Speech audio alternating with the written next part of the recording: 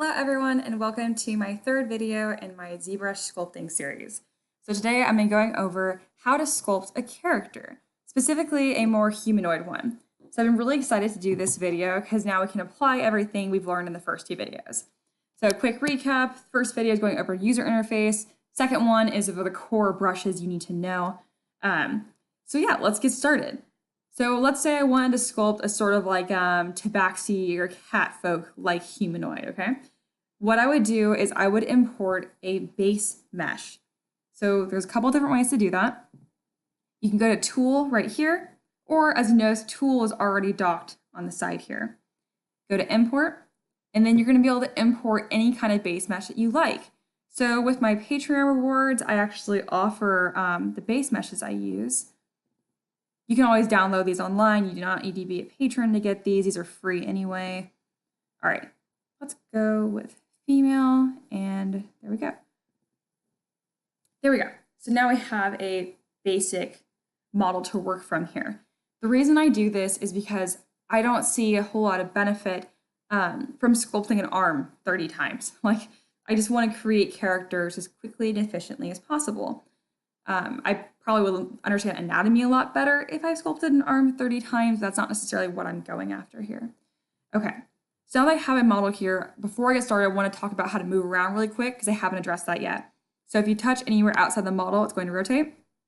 And if you hold Alt, it's going to move the entire model. And now my favorite one, if you hold Shift and then drag straight down. So you can't see what I'm doing, it's a little hard to explain, so I'm gonna do a couple more times. So here we go, I'm a little off center, Shift, and then take your pen and then draw a line straight down, and it's going to snap your model to the closest grid. Now that you know those things, you'll understand how I'm snapping and moving around my model really quickly. Okay, let's get started for some sort of like cat-like creature. This should be fun. So as I mentioned before, you don't want to touch these ones up here. It's actually the canvas, which isn't helpful. If you accidentally do that, just click Actual and you're fixed. You want to go to the ones down here. There we go. So here she is. So if I were to smooth, it really gets rid of a lot of her features. That's really scary because there isn't a whole lot of triangles there. So hit Control Z, there we go. I'm going to change the mesh to make it more dense. If you hold Shift F, you can see how few polygons there are here. So I can fix that by going to my tool palette, Geometry, Dynamesh. Here we are. So dynamesh is fantastic. It is going to do what sounds like dynamically create a mesh. So there's going to be more polygons around more detailed areas. So dynamesh is kind of funny. You can either click on it like that, or what most people do, they are going to, once it's active, hit Control, hold it down, and drag a square off of their model. It's very odd, but that is another way to mesh your model. The resolution here is just what it sounds like. The higher it is, the more polygons it's going to add. I can hold Shift F to remove the grid on there. As you notice, I am also operating in symmetry right now. And the way I'm doing that, you can go to the transform. Here we are, symmetry palette. You can activate on different axes, all kinds of good stuff like that, or you can just hit X. So right now I'm in symmetry. I hold X, I'm off of symmetry. That was a lot of information. It's just kind of how it goes when you first start off here, but we're gonna finally start moving into actually sculpting something. All right, so I have the flatten brush active right now. I'm actually going to want my clay buildup brush for this. Here we go. I also want a little higher resolution. There we go. So it's much, much denser now. All right, so for a character like this, I'm going to smooth out a lot of the features just because I understand what I'm going to want to work for here. Cats, like creatures, humanoids, do not have ears in the same places that we would, so I'm going to smooth that out as well. They're going to have a more distinct brow bone here. I'm going to smooth that. I'm going to go to my damn standard brush to start to carve out some sort of semblance of a mouth there. And then I'm going to want to go back to my move brush. I talked about all these in my last video. Start to pull some more cat-like features into my model.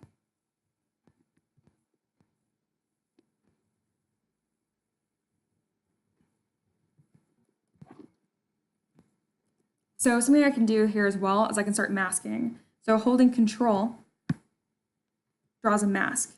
So what that means is that area is no longer going to be affected. I can invert the mask by holding Control and tapping off on the model. Now that I'm here, I can just affect this area. This is going to look really silly because I'm going quickly. Oh my. Ears are always kind of tricky too. So I didn't talk about this brush in my last video, but if you hit B, bring up the brush palette, you can go and use the pinch brush. There we go. That looks a bit better. So you can see that the mesh is a little stretched right here. See how the polygons look kind of weird? I'm going to want to re-dynamesh that so it's a smoother mesh. Control, drag off the model to dynamesh. There we go. And I can use the smooth brush by holding down Shift to smooth out that layer. As you can tell, I'm repeating myself a lot throughout this because I know it's all really new to you guys.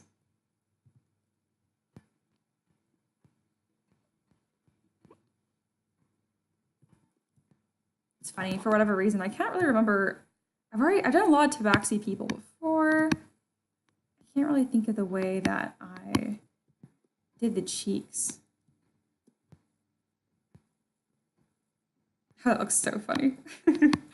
See, it's really important not to psych yourself out and just have fun with it. Like if I felt pressured right now to make something fantastic, I'd probably look even worse than it is right now. See, something you gotta understand when you're modeling is that it's gonna look funny. Like you're just starting out, and even like I somewhat know what I'm doing on a good day. It doesn't look good when you first start out. You gotta like mess with the shapes and really just kind of play with it to see what's going to look good.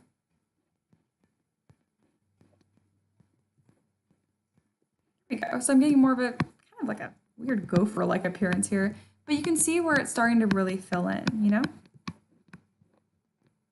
So the jawline is too pronounced here for a cat. I'm going to go to the move brush, bring this up right here, smooth this out. There we go. Much higher cheekbones. Oh, that face is so scary. Let's give her some eyes of some sort.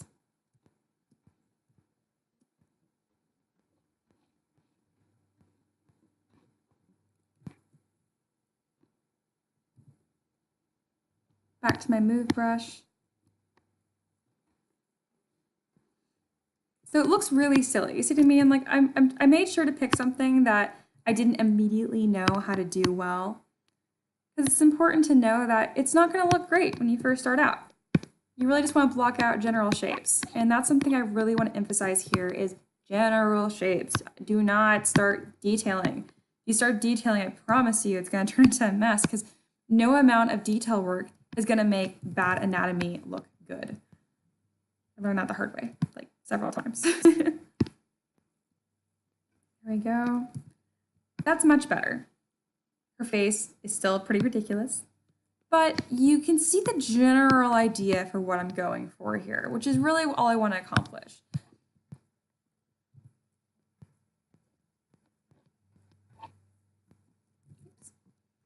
Kind of smooth in how this plays into her face. I don't want too many lines here. I don't want her to look too old. I'm going for like around 24 to 26. Her jaw is a little weirdly pronounced. Use a move brush, kind of tuck that up. There we go. I always think of cat women to have like really high cheekbones. Her little mouth is cracking me up. I kind of like it though, so I'm kind of leaving it. Can't decide if I'm getting rid of it or not. There we go. So we have this general shape here. I can already tell that her ears are too close to the front of her head. So this is something else really cool. So if you click on W or click on Move up here, it brings you into the 3D gizmo. So the way that I got this to pop up, I held Alt down and I just drag on my model. So you can move this gizmo wherever you want. This is really, really nifty because then you can move your model wherever you want. Or you can stretch them out, do all kinds of crazy things. What's really cool though is that you can combine this in junction with the masking brush. So I hit Control to mask off this area. Hold down Control while you do that. Control tap to move off of it. W, or clicking on move, holding down Alt, and then dragging, and then moving. And oh, believe me, I know you're like, oh my gosh, you're saying so much. There's so many hotkeys. It sounds ridiculous, but I promise it does become second nature. You just got to practice. And if that was really fast for you, don't sweat it. I'm going to be repeating that several times throughout this process, as I hopefully already have been. So I have this harsh line right here. What I could have done better is I could have softened my mask. So by holding Control and tapping on your mask, it's going to make it a little bit softer. So now that area is going to look a little bit better. There we go. She looks somewhat cat-like. I don't think I've ever done it. Oh, I've done one female to backseat. That was like right when I was starting off sculpting too. I think this already looks a bit better. Really intense bones right there, because why not? All right, so something else I want to note is hotkeys for brushes definitely are a thing. Instead of hitting B and clicking on Dam Standard, I can click D and then S. You'll learn those as you go. I took a very long time to learn them because it just wasn't very pressing to me. So now I have this sort of character blocked out here a little bit, just her face, because there's not too much different for a cat woman other than her face and her fingers. So for her fingers, I want them to be a little more claw-like. So I'm going to click on my move brush here. And just kind of drag each finger down, just so they're a little bit longer and I can add claws to them later. Now for 3D printing, you're not going to want such thin elements. You're going to want to use an inflate brush. Makes that a little bit better there. And then my dynamesh is actually connecting the fingers here. I don't worry about that too much. I actually let my fingers on my models connect a lot because I don't have to worry about them being so hard to 3D print because they're not individual objects. They're actually like one melded hand. It's not always the most aesthetic thing, but it works pretty well. Now, she obviously needs some, wow, her face looks so weird. Anyway, she needs some clothes. So my favorite way to do that is to mask off an area.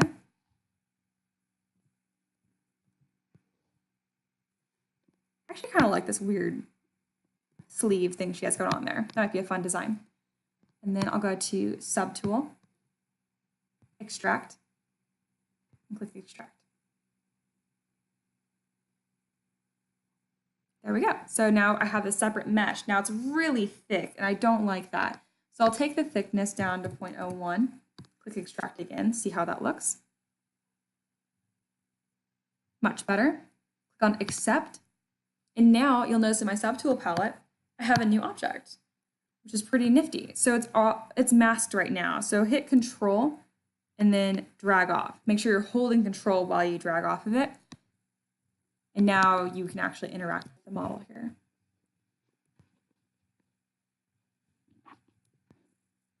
So there you go. Now you have like a shirt.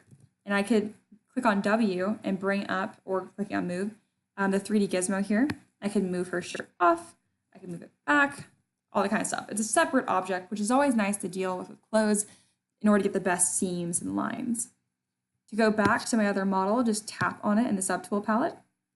And now you are oh, that's really scary. You're interacting with your base mesh again. So whenever you mask something and you extract something off of it, it's going to keep that area masked. What I mean by that is I can hide this top, the shirt by clicking the eyeball.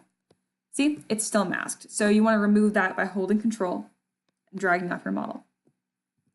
If at this point you're feeling kind of overwhelmed that there's so many different things, feel free to just pause the video and just like mess around on your own and get used to it. It might sound like a lot, but everything I've said, I mean, that's pretty much everything I use. So if you're able to pick that up, you're gonna be able to create a lot, which is really exciting. It's always fun to try and bring your own like designs to life and all that kind of stuff. And give her some pants and go through that workflow one more time. So by holding Control, I can mask off some pants. Go to Extract, click on Extract. Oof, that's weird because it's the exact same thickness. So obviously I don't want that. I want the pants to be a little bit thinner because I want the shirt to fit over the pants. So I'll do 0.008, a little bit smaller than 0.1. There we go. At least there's some sort of line there, so it doesn't look so weird. Make sure to click Accept. And now we have some pants. They're masked right now like usual, so Control drag. And there we go. Now she has some pants. In order to make her shirt look a little less weird, I can go to the Move brush here.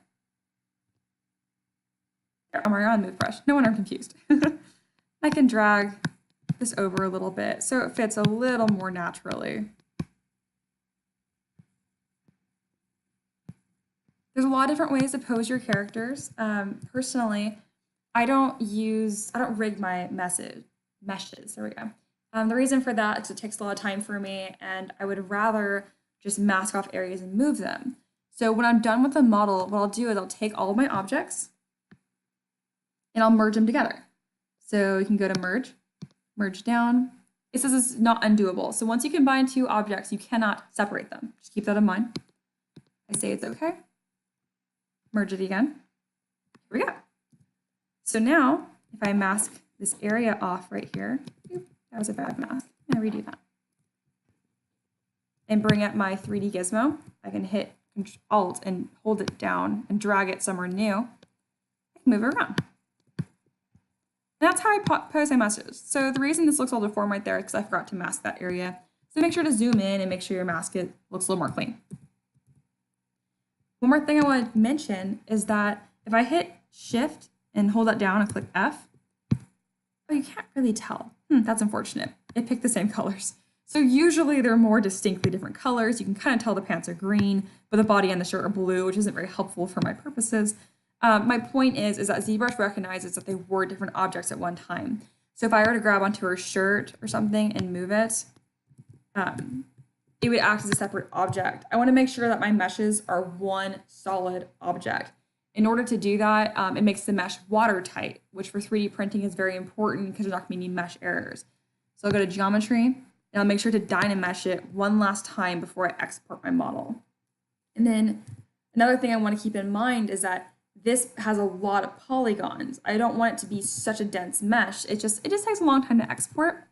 So I'll go to Z Plugin, Decimation Master, Preprocess Current. And then I'll let this solve, essentially. So what it's doing is it's figuring out how many polygons it has, and then I can reduce the amount of polygons without losing any detail. It's pretty nifty. So quick recap of my process here. So when I'm sculpting humanoid characters, I import a base mesh, and then I detail it. I add clothes by masking and extracting. After I do that, I merge everything together, and then I mask areas off, use a 3D gizmo, and pose. It sounds like a lot, but that's my general workflow. If it's a very difficult pose I have in mind, then I will rig my model. Rigging is like putting a skeleton inside your model. That's a whole other video I can do later though. Hopefully this hasn't been too much of an information dump. I know it can be kind of overwhelming. If it is, I recommend watching my first couple of videos. They break things down a little bit better. So now it's been processed. I'm going to show this right here and zoom in. So hopefully you can see how this changes. I'm gonna go down to 150,000.